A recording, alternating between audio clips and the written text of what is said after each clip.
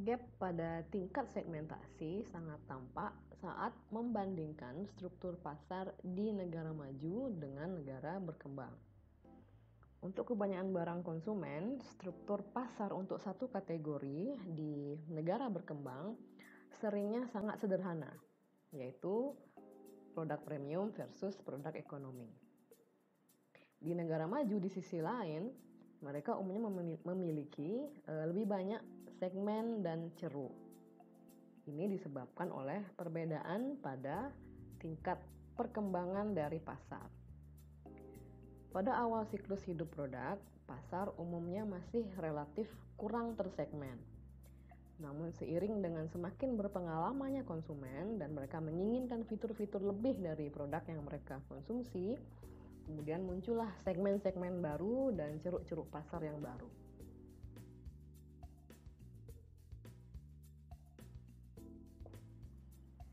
Kita masuk ke bahasan berikutnya, yaitu basis untuk melakukan segmentasi pasar internasional. Langkah pertama dalam melakukan segmentasi pasar internasional adalah menentukan kriteria mana yang akan digunakan dalam melakukan segmentasi. Kriteria yang pertama adalah demografi. Demografi terdiri atas diantaranya usia, jenis kelamin, tingkat pendidikan, dan status pernikahan. Variabel demografi adalah kriteria segmentasi yang paling populer. Alasannya adalah karena indikator demografi umumnya mudah untuk diukur. Terlebih, informasi mengenai populasi suatu negara seringnya sudah tersedia di situs-situs pemerintahan dan juga cukup akurat.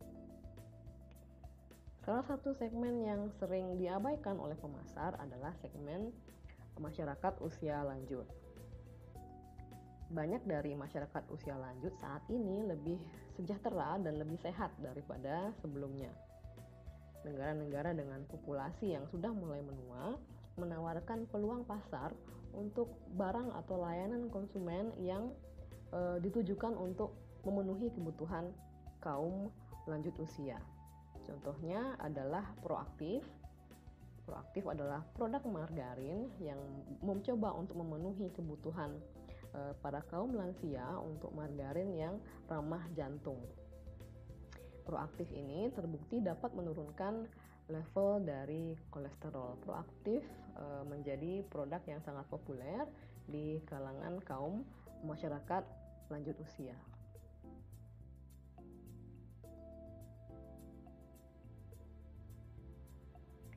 Variabel yang kedua adalah variabel sosioekonomi.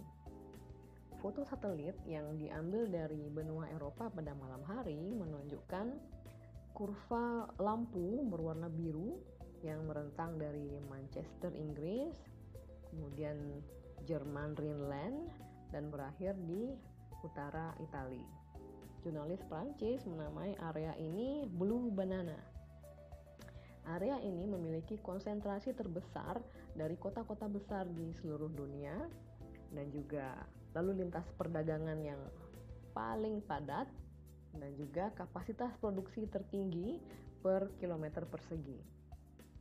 Region ini menciptakan peluang pasar yang cukup besar bagi para pemasar barang-barang mewah.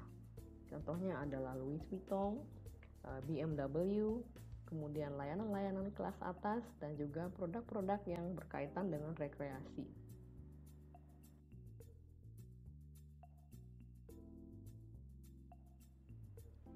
Konsumen dari negara-negara yang memiliki level perkembangan ekonomi yang sama sering menunjukkan kesamaan kebutuhan dalam hal jumlah dan juga jenis barang yang mereka butuhkan atau inginkan.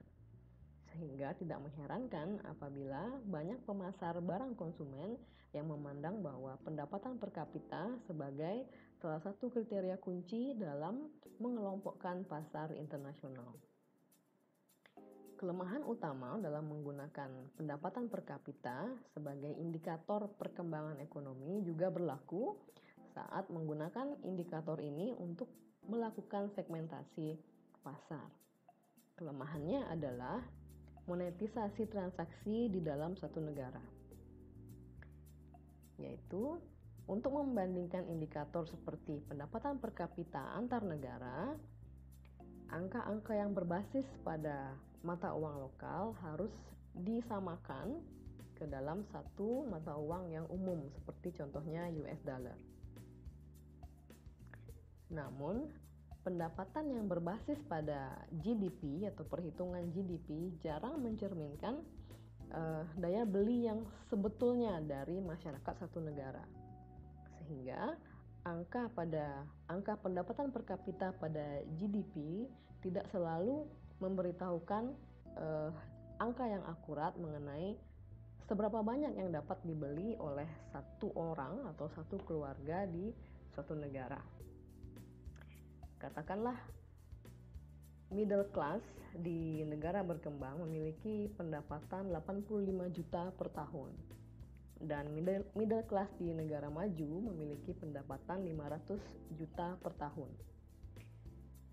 Keduanya memiliki daya beli yang sama di masing-masing negara.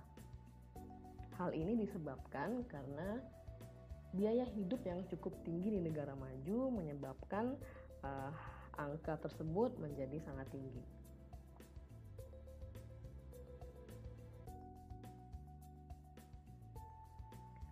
Alternatifnya adalah mempergunakan GDP atau Produk Domestik Bruto yang berdasarkan atas PPP, yaitu Purchasing Power Parity, sebagai kriteria dalam melakukan segmentasi pasar internasional.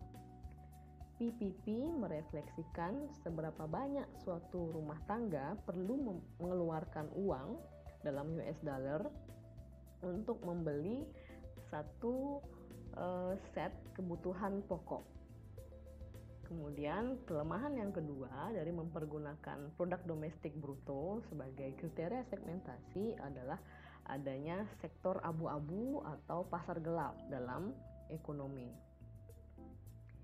Angka dari pendapatan nasional hanya mencatat transaksi yang muncul dari sektor-sektor yang legitimate atau sektor yang sah dalam ekonomi satu negara. Banyak negara yang memiliki sektor abu-abu yang cukup besar, yaitu terdiri atas banyak transaksi dari produk-produk yang tidak dikenai pajak dan juga transaksi-transaksi barter. Transaksi gelap ini umumnya atau seringnya di beberapa negara justru memiliki nilai yang lebih besar dibandingkan dengan transaksi yang sah dan tercatat di dalam angka pendapatan nasional. Kelemahan ketiga dari mempergunakan produk domestik bruto sebagai kriteria dalam melakukan segmentasi adalah disparitas pendapatan atau kesenjangan pendapatan. GNP atau produk nasional bruto tidak menggambarkan keseluruhan kondisi ekonomi. Indikator ini mungkin dapat menyesatkan di negara-negara dengan tingkat kesenjangan pendapatan yang cukup lebar. Seperti contohnya Bolivia, di mana 10% dari populasi yang merupakan masyarakat-masyarakat yang kaya berkontribusi pada 47% pada pendapatan nasional, di mana 10% dari orang-orang termiskin hanya memberikan atau hanya menyumbang 0,3%. Perhitungan pendapatan nasional adalah merata-ratakan pendapatan ini, sehingga apabila kesenjangan pendapatan sangat lebar di satu negara, maka angka GDP ini tidak menggambarkan kondisi ekonomi atau tidak menggambarkan pendapatan per kapita yang sebetulnya. Pendapatan per kapita dapat menghasilkan angka yang lebih tinggi di negara-negara dengan kesenjangan pendapatan yang cukup lebar, di mana sebetulnya pendapatan per kapita dari masyarakatnya tidak setinggi itu.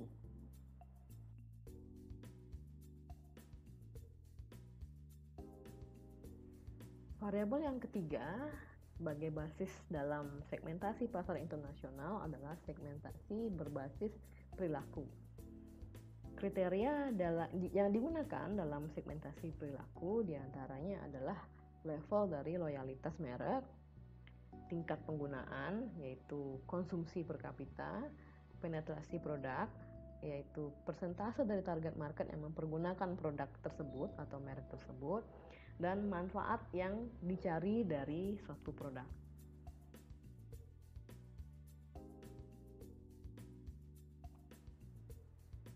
Basis yang keempat dalam segmentasi pasar internasional adalah basis lifestyle atau gaya hidup. Pemasar dapat mengelompokkan konsumen berdasarkan atas gaya hidup mereka. Contohnya adalah sikap mereka, opini, dan juga nilai-nilai yang mereka anut. Contoh dari segmentasi gaya hidup adalah pendekatan yang dilakukan oleh GfK Roper Consulting yang menghasilkan Value Scope Model. Setiap tahun, perusahaan riset pasar ini melakukan 30.000 interview di seluruh dunia untuk memonitor nilai-nilai yang dianut oleh konsumen. Berdasarkan atas responnya, Value Scope Model menghasilkan atau mengidentifikasi 7 segmen konsumen berdasarkan atas nilai.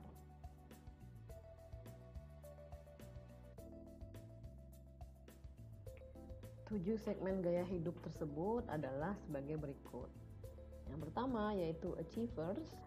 Achievers mementingkan status sosial dan berusaha untuk menunjukkan status sosial. Kemudian traditional, mereka percaya bahwa cara hidup yang diwariskan kepada mereka adalah cara hidup yang terbaik dan tidak memerlukan perubahan-perubahan apapun. Keyakinan religius dan juga tradisi budaya menjadi panduan dari hidup mereka.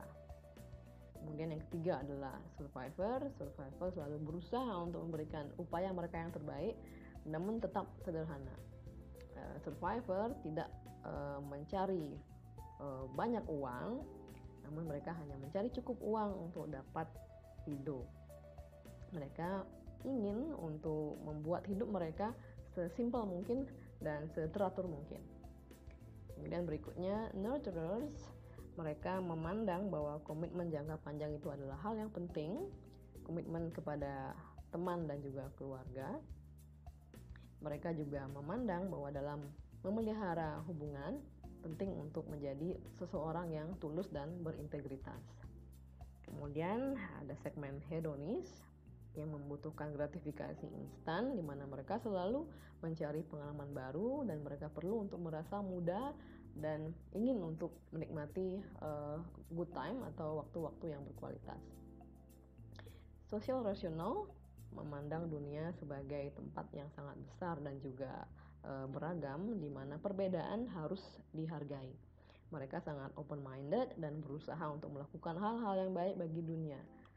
Kemudian yang terakhir adalah self-directed, di mana mereka sangat menilai tinggi dari kebebasan untuk berperilaku dan berpikir bahwa mereka dapat memilih tujuan mereka sendiri dan mencapainya.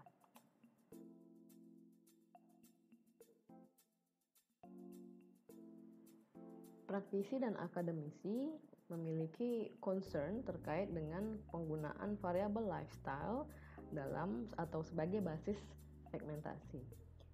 Yang pertama adalah value atau nilai terlalu umum untuk dapat dikaitkan dengan pola konsumsi atau dengan perilaku pemilihan merek dalam satu kategori produk. Sebagai hasilnya, segmentasi berdasarkan lifestyle seringnya tidak terlalu bermanfaat sebagai alat untuk membuat prediksi mengenai perilaku pembelian konsumen. Kemudian yang kedua, segmentasi berbasis nilai seringkali tidak actionable atau tidak dapat ditindaklanjuti. Ingat bahwa salah satu kriteria bagi segmentasi yang efektif adalah actionability, seperti yang telah dibahas pada poin yang pertama. Pengelompokan berdasarkan atas lifestyle tidak memberikan panduan yang cukup dalam hal upaya pemasaran apa yang dapat dilakukan untuk masing-masing segmen. Kemudian yang ketiga, implementasi internasional dari segmentasi berbasis lifestyle ini sangat terbatas karena lifestyle atau gaya hidup, walaupun dalam satu regional yang sama, gaya hidup dapat bervariasi dari satu negara ke negara lainnya.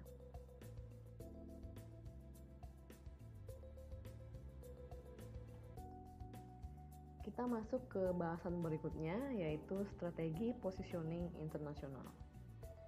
Saat perusahaan multinasional telah melakukan segmentasi pasar internasional, perusahaan perlu kemudian untuk memutuskan pasar mana yang akan mereka targetkan dan strategi positioning apa yang akan mereka gunakan untuk menarik segmen tersebut. Jelas bagi pemasar global, pertanyaan kuncinya adalah sejauh mana strategi positioning yang universal atau sama dapat digunakan. Dan jelas bahwa salah satu faktor kuncinya adalah keputusan dari target pasar. Atau secara kasar, perusahaan multinasional memiliki dua pilihan. Yang pertama adalah menargetkan segmen universal lintas negara atau menargetkan segmen pasar yang berbeda di pasar yang berbeda. Apabila menargetkan segmen yang sama atau universal, manajemen perlu untuk memutuskan apakah akan menggunakan strategi positioning yang sama di seluruh dunia atau menyesuaikan tema positioning terhadap masing-masing pasar. Di sisi lain, apabila perusahaan memutuskan untuk menargetkan segmen yang berbeda di negara yang berbeda pula, panduannya adalah untuk juga menyesuaikan strategi positioning di masing-masing segmen di setiap negara tersebut.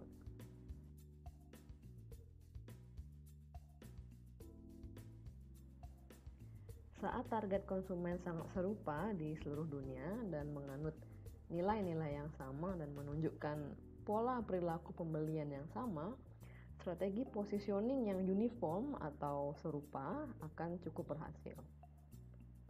Kebutuhan untuk memiliki image yang konsisten, terutama sangat penting bagi merek-merek yang cukup terkenal di seluruh dunia. Samsung contohnya, manufacturer atau produsen barang-barang elektronik dari Korea Selatan, mengumumkan keinginannya untuk meraih posisi nomor 1 dunia untuk produk-produknya pada tahun 2005. Untuk mencapai tujuan ini, Samsung kemudian memposisikan atau melakukan positioning pada mereknya sebagai produk dengan teknologi digital terdepan. Mempergunakan kampanye periklanan yang cukup agresif dan mereka juga mengembangkan serangkaian produk-produk digital yang berkualitas baik. Contohnya televisi, DVD players, dan juga mobile phones generasi ketiga. Memiliki tema positioning yang sama di seluruh dunia memungkinkan perusahaan untuk mempergunakan media-media global. Samsung contohnya, Samsung mensponsori event-event olahraga global yang sangat populer seperti Summer Beijing Olympics pada tahun 2008 dan juga mensponsori tim seperti Chelsea yang merupakan klub sepak bola unggulan Inggris.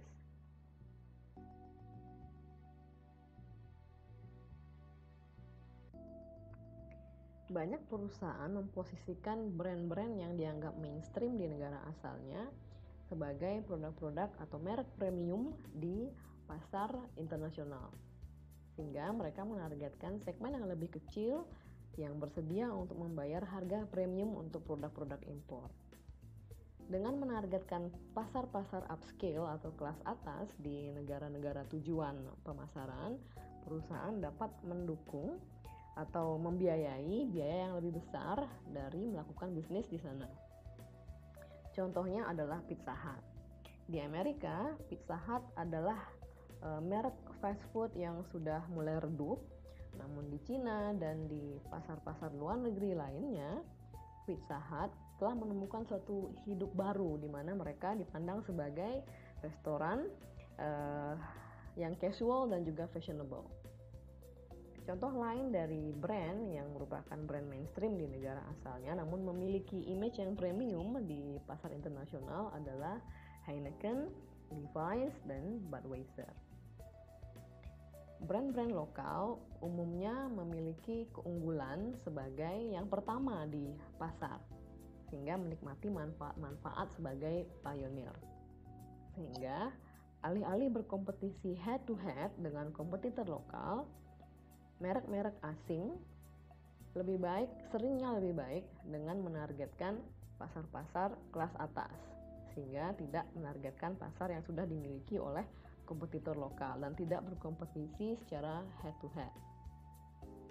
Walaupun segmen upscale ini atau segmen kelas atas ini dalam jumlahnya lebih kecil dibandingkan dengan segmen pada umumnya, segmen ini bersedia untuk membayar harga premium yang cukup substansial untuk produk.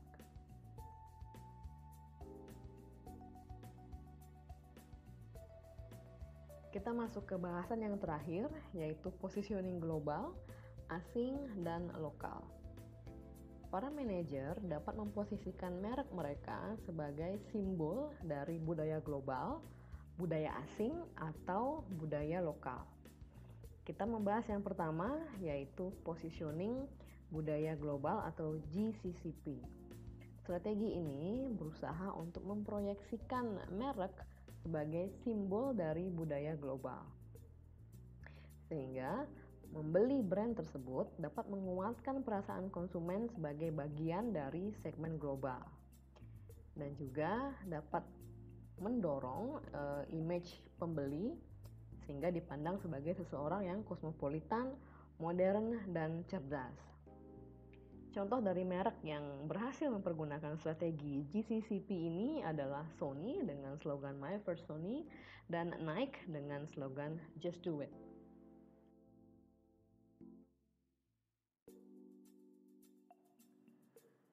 Pada ujung ekstrim yang lain adalah strategi positioning budaya lokal. Walaupun brand tersebut adalah brand global, brand ini digambarkan sebagai bagian intrinsik dari budaya lokal. Brand ini digambarkan sebagai brand yang dikonsumsi oleh orang lokal dan jika memungkinkan diproduksi oleh masyarakat lokal, mempergunakan supplier lokal dan bahan baku lokal. Dengan demikian, brand ini telah mencapai status multilokal. Contohnya adalah Singer, produsen dari mesin jahit. Singer dipandang sebagai produk asli Jerman oleh masyarakat Jerman dan produk asli Inggris oleh masyarakat Inggris dan dipandang sebagai produk asli Amerika oleh masyarakat Amerika. Dan faktanya dalam Perang Dunia Kedua, pilot Jerman menghindari mengebom pabrik dari Singer di Eropa karena berpikir bahwa Singer merupakan produk buatan Jerman. Padahal faktanya Singer adalah asli dari Amerika.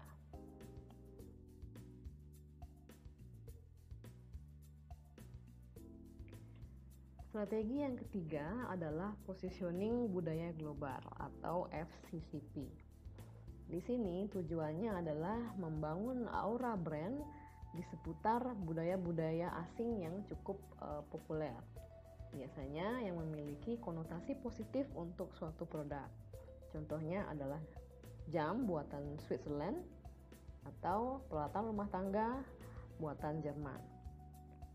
Strategi positioning mana yang tepat digunakan bergantung pada beberapa faktor. Salah satu faktor penentu yang penting adalah target pasar. Saat target pasar menganut nilai yang sama, sikap yang sama, dan aspirasi yang sama, mempergunakan strategi global positioning akan efektif. Faktor penentu yang lain adalah kategori produk. Produk yang memuaskan kebutuhan universal dan juga digunakan dalam cara yang sama di seluruh dunia akan lebih efektif jika mempergunakan positioning global. Begitu juga merek-merek barang-barang konsumen berteknologi tinggi. Contohnya adalah Sony dan sebagainya yang mencerminkan kesan modern dan internasional akan tepat mempergunakan pendekatan positioning global. Faktor yang ketiga adalah pendekatan positioning yang digunakan oleh kompetitor lokal. Apabila setiap pemain di dalam pasar lokal telah menggunakan strategi global positioning, pemasar akan dapat lebih mudah untuk memasuki pasar mempergunakan strategi LCCP atau local positioning dan sebaliknya. Faktor terakhir yang menentukan Strategi positioning mana yang tepat adalah level dari perkembangan ekonomi. Pada pasar negara berkembang yang masih dalam tahap awal dari perkembangan ekonomi, pendekatan positioning global akan lebih unggul dibandingkan pendekatan positioning lokal. Di pasar ini, brand yang memiliki image global mampu meningkatkan citra diri dan juga status dari penggunanya.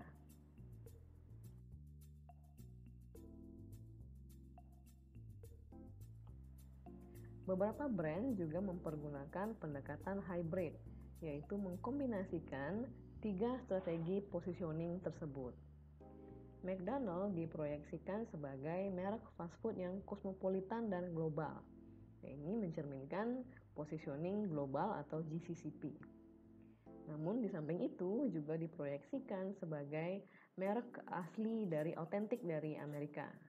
Ini mencerminkan strategi positioning foreign atau FCCP. Dan di banyak negara, McDonald juga sering menyoroti aspek-aspek lokal, menekankan fakta bahwa McDonald menyediakan pekerjaan bagi masyarakat lokal, mempergunakan bahan baku lokal, dan sebagainya. Ini merupakan cerminan dari positioning lokal atau LCCP. Chain restoran fast food ini juga melokalisasi atau melokalkan menunya, yaitu menjual sandwich salmon di Norway, make teriyaki burgers di Jepang, make shawarma dan make kebab di Israel, samurai pork burgers di Thailand, dan juga lain sebagainya. Demikian pemaparan saya, semoga dapat diterima dan dipahami dengan baik. Sampai jumpa kembali di video berikutnya. Terima kasih atas atensinya. Selamat sore.